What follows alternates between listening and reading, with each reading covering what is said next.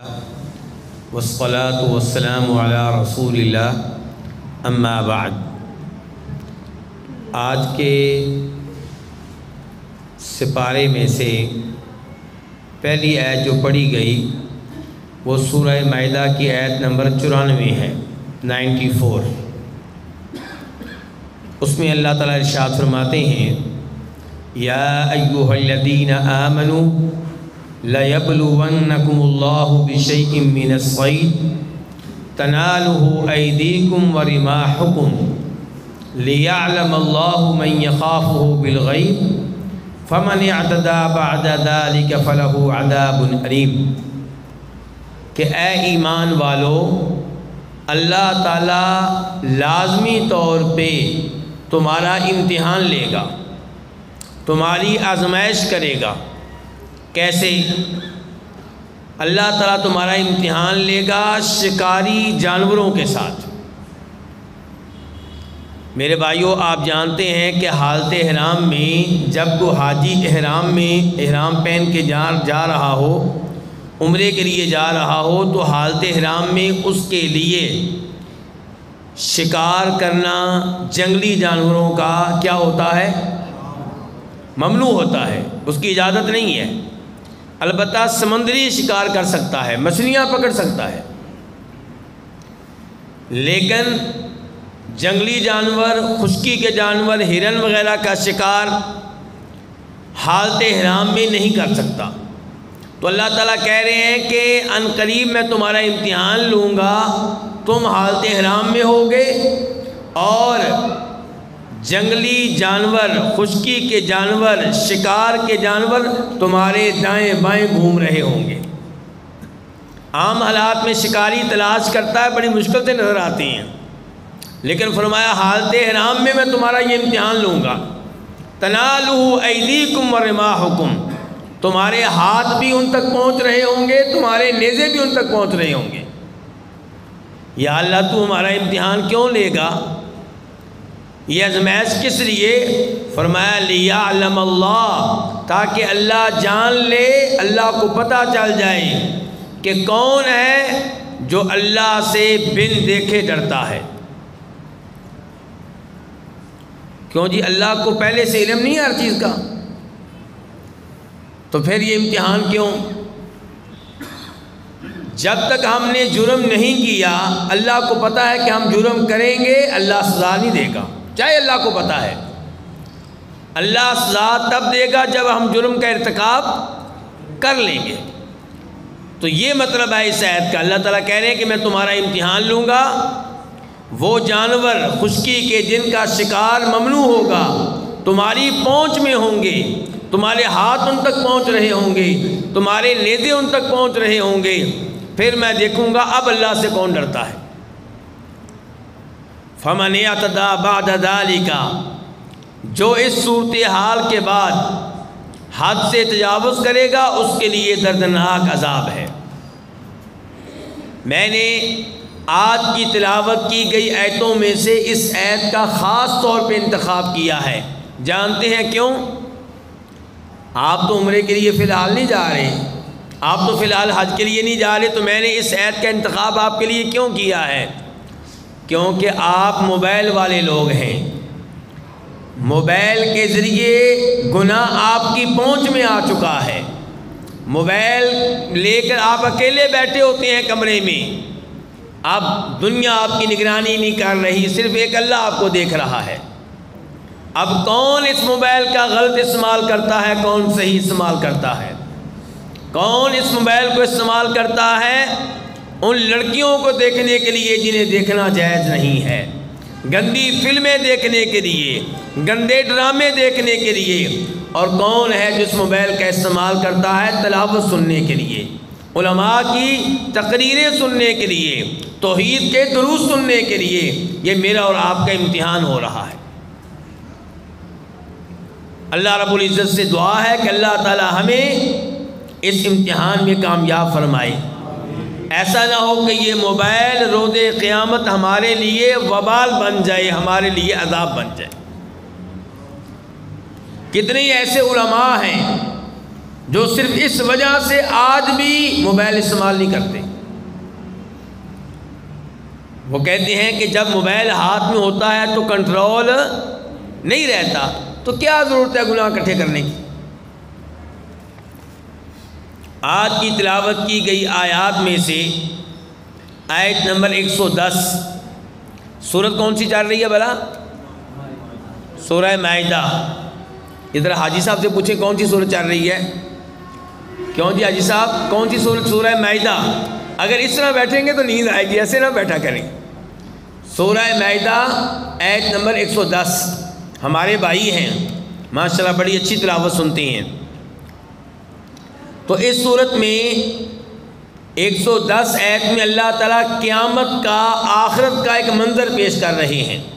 اذ قال اللہ، جب اللہ تعالیٰ کہیں گے یا عیسی ابن مریم، اے مریم کے بیٹے عیسیٰ، اذکر نعمتی علیک وعلی والدتک، یاد کرو میری ان نعمتوں کو جو میں نے تمہارے اوپر بھی کی اور تمہاری والدہ پہ بھی کی۔ بڑی نعمتیں کی ہیں میں نے آپ پہ۔ اذ ایدتک بروح القدس، میں نے اے عیسیٰ تمہاری تائید کی جبریل کے ذریعے، جبریل کو تمہاری مدد کے لیے بھیجا تھا۔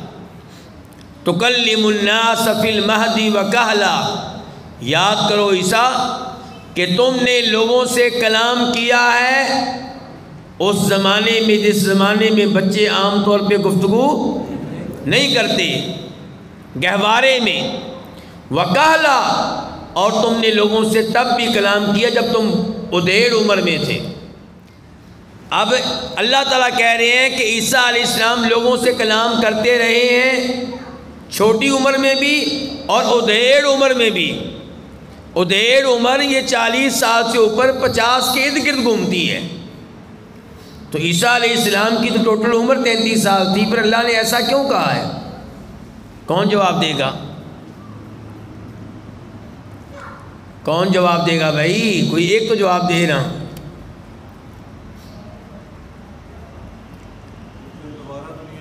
اللہ آپ کو جزائے خیر دے۔ یہ اشارہ ہے کہ عیسیٰ علیہ السلام دوبارہ زمین پہ آئیں گے، دجال کو قتل کریں گے، جہاد کریں گے، لوگوں سے کلام کریں گے، گفتگو کریں گے۔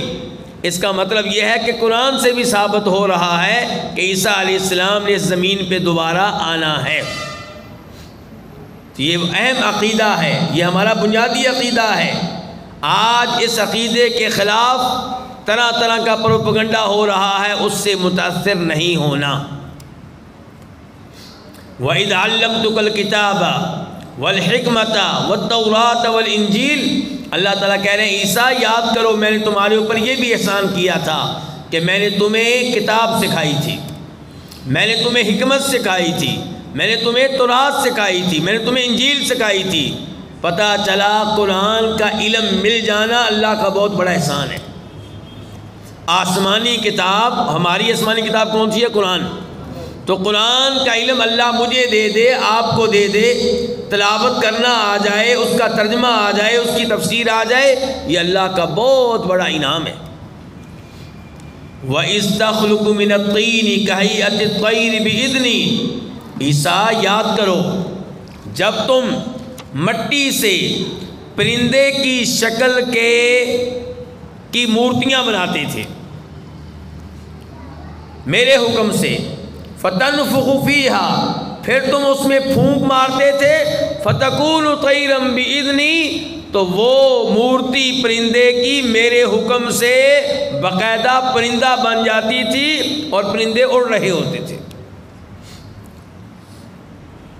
یہ معجزہ ہے جو اللہ نے کس کو دیا؟ عیسیٰ علیہ السلام کو۔ یہ اللہ نے معجزہ کس کو دیا؟ عیسیٰ علیہ السلام کو۔ اور ہم الحمدللہ ان معجزات کو مانتے ہیں اور ہم درمیان میں کھڑے ہیں۔ ہم کہاں کھڑے ہیں؟ ہمارے ادھر بھی غلط لوگ ہیں، ادھر بھی غلط لوگ ہیں، ہم الحمدللہ درمیان میں کھڑے ہیں۔ ہمارے ادھر کھڑے ہیں سر سید احمد خان اور ان جیسے لوگ جو معجزات کا انکار کرتے ہیں، جو ایسے معجزات کا کیا کرتے ہیں؟ انکار کرتے ہیں۔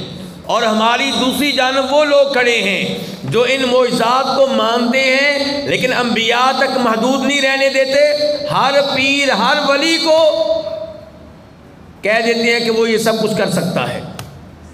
اللہ نے جو چیزیں نبیوں کے لیے ذکر کی ہیں علیہ الصلوۃ والسلام، وہ یہ چیزیں نبیوں تک محدود نہیں رہنے دیتے۔ ہمارے فلاں پیر نے یہ کیا، فلاں ولی نے یہ کیا، فلاں بزرگ نے یہ کیا۔ بھائی بزرگوں کو، ولیوں کو ہم بھی مانتے ہیں، ان کی عزت کرتے ہیں، ان کا احترام کرتے ہیں، ان سے محبت کرتے ہیں، لیکن یہ معجزات نبیوں کے ساتھ خاص ہیں علیہم الصلوۃ والسلام۔ اللہ تعالیٰ کہہ رہے ہیں کہ عیسیٰ میرا تمہارے اوپر یہ بھی انعام ہے۔ کیا انعام ہے؟ کہ وہ لوگ جو پیدائشی طور پہ اندھے تھے، آپ میرے حکم سے ان کو شفا دیا کرتے تھے۔ جو کوڑ کے مریض تھے، برس کی بیماری کے مریض تھے، ان کی جلد خراب ہوتی تھی، آپ میرے حکم سے ان کو بھی شفا دیا کرتے تھے۔ وَإِذْ تُخْرِجُ الْمَوْتَى بِإِذْنِي، آپ کو میں نے یہ بھی معجزہ دیا تھا کہ میرے حکم سے آپ مردوں کو قبر سے نکال کے کھڑا کر دیتے تھے۔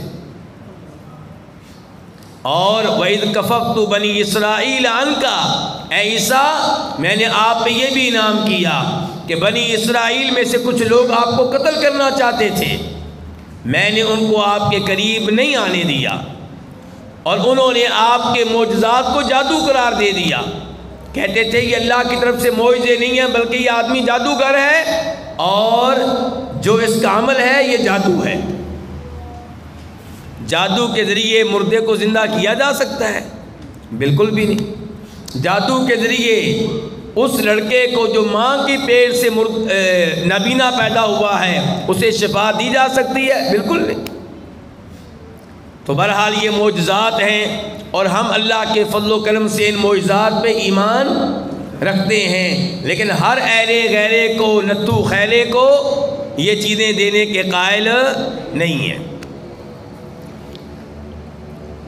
آج کی تلاوت کی گئی آیات میں سے آیت نمبر 35 سورہ مائدہ، اللہ تعالیٰ کہتے ہیں کہ وَإِن كَانَ كَبُرَ عَلَيْكَ إِعْرَاضُهُمْ فَإِنِ اسْتَطَعْتَ أَن تَبْتَغِيَ نَفَقًا فِي الْأَرْضِ أَوْ سُلَّمًا فِي السَّمَاءِ فَتَأْتِيَهُمْ بِآيَةٍ وَلَوْ شَاءَ اللَّهُ لَجَمَعَهُمْ عَلَى الْهُدَى فَلَا تَكُونَنَّ مِنَ الْجَاهِلِينَ۔ اب یہ ہے سنیے، اللہ تعالیٰ ایک اور منظر پیش کر رہے ہیں۔ منظر یہ ہے کہ نبی علیہ السلام، میرے اور آپ کے نبی جو تمام نبیوں کے سردار ہیں، جناب محمد رسول اللہ صلی اللہ علیہ وسلم چاہتے ہیں کہ ساری دنیا مسلمان بن جائے، ساری دنیا ان کا کلمہ پڑھ لے، ساری دنیا جہنم کی آگ سے بچ جائے۔ اب لوگ کہتے تھے ہم ایمان نہیں لائیں گے، آپ ویسے معجزات لے کر آئیں جیسے ہم چاہتے ہیں تب ایمان لائیں گے۔ معجزات ہوں ہماری خواہش کے مطابق۔ معجزات کیسے ہوں؟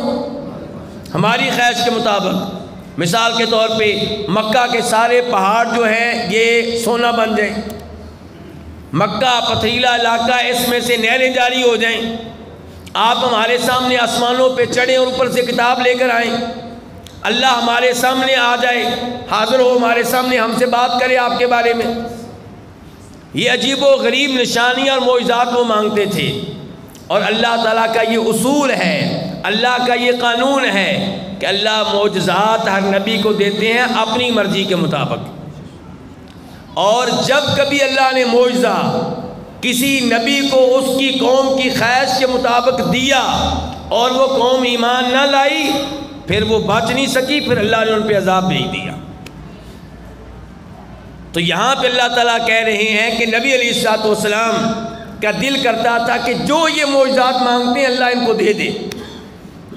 تو اللہ تعالیٰ نے کہا وَإِن كَانَ كَبُرَ عَلَيْكَ إِعْرَاضُهُمْ، یہ آپ پہ ایمان نہیں لا رہے، یہ آپ کا دین قبول نہیں کر رہے، اور آپ بڑے پریشان ہو رہے ہیں، ان کے اعراض کرنے کی وجہ سے، ان کے منہ موڑنے کی وجہ سے آپ بہت پریشان رہتے ہیں۔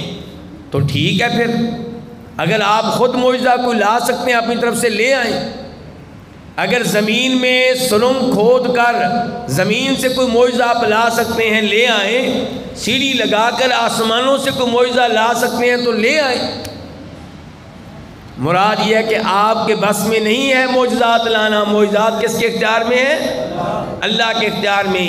اللہ نے پھر ایک اصول سمجھایا، اللہ نے کہا اگر میں نے ہر ایک کو مسلمان کرنا ہوتا تو میں کر دیتا۔ فرشتوں میں سے کتنے فرشتے کافر ہیں جی؟ سارے ہی مسلمان ہیں، ایسے ہی ہے نا؟ اللہ نے کسی فرشتے کو کفر قبول ہی نہیں کرنے دیا، سب نیک، ہر وقت اطاعت کرنے والے، کوئی بھی نافرمانی نہیں کرتے، نہ صغیرہ گناہ نہ کبیرہ گناہ۔ اللہ نے کہا انسانوں کا معاملہ فرشتوں والا نہیں ہے، یہاں میں نے امتحان لینا ہے، یہاں میں نے اختیار دے دیا بندے کو، نیکی کرنی ہے نیکی کر لو، گناہ کرنا ہے ایمان لانا ہے ایمان لے آؤ، کفر اختیار کرنا کفر کر لو۔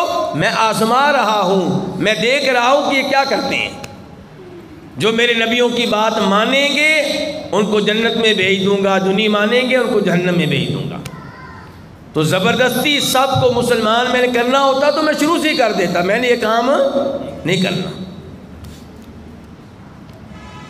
اس کے بعد سورہ انعام کی آیت نمبر معذرت جو پہلے آیت تھی نا آیت نمبر 35 سورہ انعام کی تھی، سورہ انعام شروع ہو چکی ہے۔ شروع کی دو آیتیں سورہ مائدہ کی تھیں، 94 اور 110، پھر آیت نمبر 35 جو ابھی میں نے وضاحت کی ہے وہ سورہ انعام کی ہے، اور ابھی بھی جو آیت پڑھنے لگا ہوں یہ بھی سورہ انعام آیت نمبر 50۔ قُلْ لَا أَقُولُ لَكُمْ عِنْدِي خَزَائِنُ اللَّهِ وَلَا أَعْلَمُ الْغَيْبَ وَلَا أَقُولُ لَكُمْ إِنِّي مَلَكٌ إِنْ أَتَّبِعُ إِلَّا مَا يُوحَىٰ إِلَيَّ۔ اے نبی علیہ السلام آپ لوگوں سے کہہ دیں، لوگوں کو بتا دیں کہ میں تم سے یہ نہیں کہتا کہ میرے پاس اللہ کے خزانے ہیں، میرا یہ دعویٰ نہیں ہے کہ اللہ کے خزانے میرے پاس ہیں۔ کیا گفتگو ہو رہی ہے کہ میں یہ نہیں کہتا کہ اللہ کے خزانے میرے پاس ہیں، میں نے تو ایسا کبھی کوئی دعویٰ نہیں کیا۔ تم لوگ کہتے ہو جی اچھا تم نبی ہو رسول ہو تو ایسا کرو کہ ہمیں مال لے کر دو، ہمیں یہ لے کر دو۔ میں نے کب کہا کہ اللہ کے خزانے میرے پاس ہیں؟ اللہ کے خزانے اللہ کے پاس ہیں، جتنا مال اللہ چاہتا ہے مجھے دے دیتا ہے، باقی سارے خزانے اللہ کے پاس ہیں۔ وَلَا عَالِمُ الْغَيْبَ، نہ میں نے کبھی یہ دعویٰ کیا ہے کہ میں عالم الغیب ہوں۔ یہ قرآن کی ہے سنا رہا ہوں، قرآن کا عقیدہ۔ اللہ تعالیٰ کہہ رہے ہیں اپنے نبی سے لوگوں کو بتا دو کہ میں یہ نہیں کہتا کہ میں عالم الغیب ہوں۔ ہاں یہ بات صحیح ہے کہ اللہ نے اپنے نبی کو غیب کی کئی باتیں بتائی ہیں صلی اللہ علیہ وسلم، غیب کی باتیں بتائی ہیں، کتنی؟ 10 20 100 1000 لاکھ کتنی کہہ سکتے ہیں کہہ لیں، لیکن یہ یاد رکھنا آپ نے جو اللہ نے بتائی ہیں وہ محدود ہیں، گنی جا سکتی ہیں، لیکن جو اللہ نے نہیں بتائیں وہ غیر محدود ہے۔ اور یاد ہے کہ بخاری شریف کی حدیث ہے کہ موسیٰ علیہ السلام اور خضر علیہ السلام دونوں سمندر کے کنارے پہ تھے، کشتی پہ بیٹھے۔ اس موقع پہ ایک چڑیا آئی تھی، اس نے سمندر میں سے کیا لیا تھا؟ پانی۔ اچھا کتنا پانی لے لیا ہوگا سمندر سے؟ 1 قطرہ 2 قطرے۔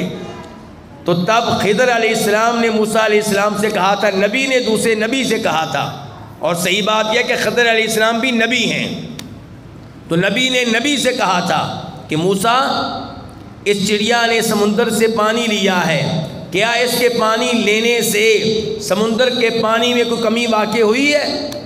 انہوں نے کہا بالکل نہیں۔ فرمایا جو علم اللہ نے تمہیں دیا ہے موسیٰ اور مجھے دیا ہے، اس کی وجہ سے اللہ کے علم میں کوئی کمی نہیں ہوئی، جیسے چڑیا کے پانی لینے سے سمندر کے پانی میں کوئی کمی واقع نہیں ہوئی۔ تو نبیوں کا کل علم اللہ کے علم کے مقابلے میں ایسے ہے جیسے سمندر کے سامنے پانی کا 1 قطرہ یا 2 قطرے ہوں۔ اور سمجھائی کہ نہیں آئی اللہ کے علم کی؟ نبیوں کا کل علم، نبیوں کا علم بہت زیادہ ہے، ہم ان کے سامنے کچھ بھی نہیں ہیں، لیکن اللہ کے مقابلے میں ان کا علم ایسے ہی جیسے سمندر کے سامنے پانی کا 1 قطرہ یا 2 قطرے۔ وَلَا أَقُولُ لَكُمْ إِنِّي مَلَكٌ، اور میں تم سے یہ نہیں کہتا کہ میں کوئی فرشتہ ہوں۔ اللہ کے نبی کہہ رہے ہیں نہ میرا یہ دعویٰ ہے کہ میرے پاس اللہ کے خزانے ہیں، نہ میرا یہ دعویٰ ہے کہ میں عالم الغیب ہوں، اور نہ میرا یہ دعویٰ ہے کہ میں کوئی فرشتہ ہوں۔ ان اتبع الا ما یوحی الی، میں تو صرف پیروی کرتا ہوں اس وحی کی جو میرے اوپر نازل ہوتی ہے۔ اور آپ کے اوپر جو وحی نازل ہوتی تھی اس کا نام کیا ہے؟ قرآن اور حدیث۔ آپ کے اوپر جو وحی نازل ہوتی تھی اس کا نام کیا؟ قرآن۔ قرآن بھی وحی ہے، حدیث بھی وحی ہے۔ وما ينطق عن الهوى ان هو الا وحی یوحی۔ اس کے بعد آیت نمبر 59 سورہ انعام، اور یہ آج کی تراویح کی آیت نمبر 5، یہ بھی آپ نے سنی نہیں ہے، آپ سنیں گے۔ وعنده مفاتح الغیب لا يعلمها الا هو ويعلم ما في البر والبحر۔ اللہ اکبر۔ اللہ کا علم دیکھیے، اللہ کا علم دیکھیے، اللہ کا علم، اپنے رب کا تعارف، اپنے رب کی شان سنیے۔ فرمایا غیب کی ساری چابیاں اللہ کے پاس ہیں۔ لا يعلمها الا هو، غیب کے ان امور کے بارے میں کوئی علم نہیں رکھتا سوائے اس کے۔ وَيَعْلَمُ مَا فِي الْبَرِّ وَالْبَحْرِ، وہی جانتا ہے خشکی پہ کیا ہے اور سمندر میں کیا ہے۔ اور میرا اور آپ کا تو یہ معاملہ ہے کہ ہمیں یہ پتہ نہیں چلتا کہ ہماری جیب میں کیا ہے۔ کئی دفعہ سر پہ ٹوپی ہوتی ہے اور گھر میں ٹوپی تلاش کر رہے ہوتے ہیں، ہمارا یہ حال ہے۔ اور اللہ سمندر کی ایک ایک مخلوق کو جانتے ہیں، جنگل کی ایک ایک مخلوق کو جانتے ہیں۔ چھانگا مانگا جنگل کے ملازمین نہیں جانتے جنگل میں کیا کچھ ہے، اور اللہ تعالیٰ پوری زمین کے جنگلات کے بارے میں جانتے ہیں کہ وہاں پہ کیا ہے۔ اللہ کا علم یہ ہے، اللہ کی شان سنیے۔ وما تسقط من ورقۃ الا، اللہ اکبر۔ درخت کا مالک درخت کے پتوں کے بارے میں مکمل معلومات نہیں رکھتا، لیکن اللہ کو ہر درخت کے ہر پتے کے بارے میں پتہ ہے، کون سا پتا کب گرا ہے، کب پیدا ہوا ہے، کب ہرا تھا، کب مرجھا گیا۔ ولا حبۃ فی ظلمات الارض ولا رطب ولا یابس الا فی کتاب مبین۔ فرمایا زمین کی تاریکیوں میں جو بھی دانہ ہے، ایک ایک دانے کے بارے میں اللہ علم رکھتے ہیں۔ اللہ صرف علم نہیں رکھتے، بلکہ زمین کی تاریکیوں میں جو بھی دانہ موجود ہے اور زمین پہ جو بھی چیزیں موجود ہیں، خشک ہیں یا تر، ایک ایک چیز اللہ کی لوح محفوظ میں لکھی ہوئی ہے۔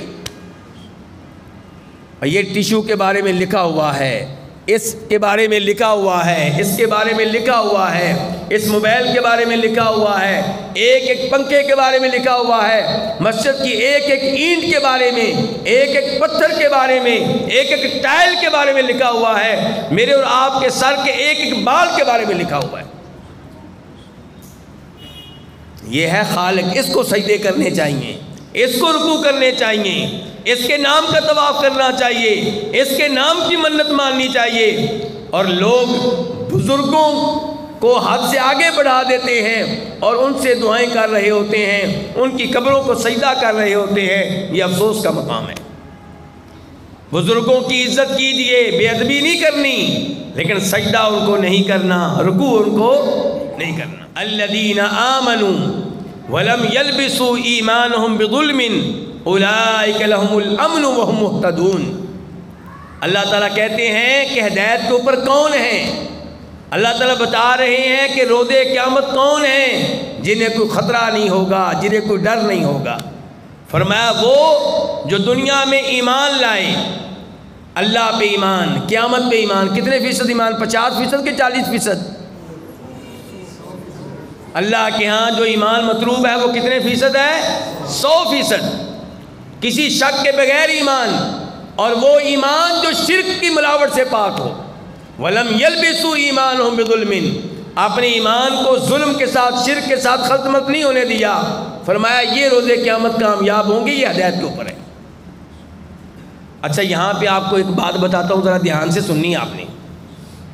اللہ نے کہا ہے کہ کامیاب لوگ وہ ہوں گے جو ایمان لائے اور ایمان کو خلط ملط نہیں ہونے دیا، ولم یلبسوا ایمانہم بظلم، کس کے ساتھ؟ کسی قسم کے ظلم کے ساتھ۔ یہ آیت سن کے صحابہ کرام تو پریشان ہو گئے۔ میں اور آپ تو ٹینشن ہی نہیں لیتے نا، دیکھا جائے گا آگے کیا ہونا ہے، دنیا میں رج کے کھاؤ، چاہے حرام کا ہے چاہے حلال کا ہے۔ لیکن صحابہ کرام کی آیت سن کے کیا ہو گئے تھے؟ پریشان۔ کہنے لگے کہ اللہ تو کہہ رہے ہیں کہ کامیاب وہ ہے جو ایمان لانے کے بعد کوئی بھی ظلم نہ کرے، کوئی بھی گناہ نہ کرے۔ بھائی ہم میں سے ہر ایک سے کوئی نہ کوئی گناہ تو ہو ہی جاتا ہے۔ صحابہ کرام تو بیچارے پریشان ہو گئے۔ عربی آتی تھی صحابہ کرام کو کہ نہیں آتی تھی؟ آتی تھی۔ نبی علیہ الصلوۃ والسلام کے پاس آئے، پتہ چلا کسی عید کی سمجھ نہ آ رہی ہو تو رابطہ کس سے کرنا چاہیے؟ نبی علیہ الصلوۃ والسلام سے۔ تو آج اللہ کے نبی سے رابطہ کیسے کریں گے؟ آپ کی احادیث موجود ہیں۔ تو آپ کے پاس آئے، کہا اللہ کے رسول یہ آیت نازل ہوئی، ہم تو بڑے پریشان ہیں۔ تو آپ نے فرمایا میرے صحابیوں، یہاں ظلم سے مراد ہر گناہ نہیں ہے، یہاں ظلم سے مراد بڑا ظلم ہے، بڑا گناہ۔ کیوں جی؟ سب سے بڑا گناہ کس کو کہتے ہیں؟ شرک کو۔ ایمان وہ جس میں شرک کی ملاوٹ نہ ہو۔ پتہ چلا قرآن کریم کی تفسیر جاننے کے لیے صرف عربی زبان کافی نہیں ہے، بلکہ احادیث بھی ضروری ہیں۔ جو احادیث کے بغیر قرآن سمجھے گا گمراہ ہوگا، جاوید احمد غامدی بن جائے گا۔ کیا بن جائے گا؟ جاوید احمد غامدی بن جائے گا۔ اور جس کو عربی نہیں آتی ہوگی وہ قرآن کی تفسیر کرے گا تو علی مرزا جیلمی بن جائے گا۔ وہ کیا بن جائے گا؟ جس کو قرآن سمجھنے کے لیے عربی بھی بہت ضروری، اور عربی کے ساتھ ساتھ نبی علیہ الصلوۃ والسلام کی احادیث بھی نہایت ضروری۔ جو عربی زبان کا ماسٹر ہو لیکن احادیث کو وہ مقام نہ دے جو دینا چاہیے، وہ جاوید احمد غامدی بن جائے گا۔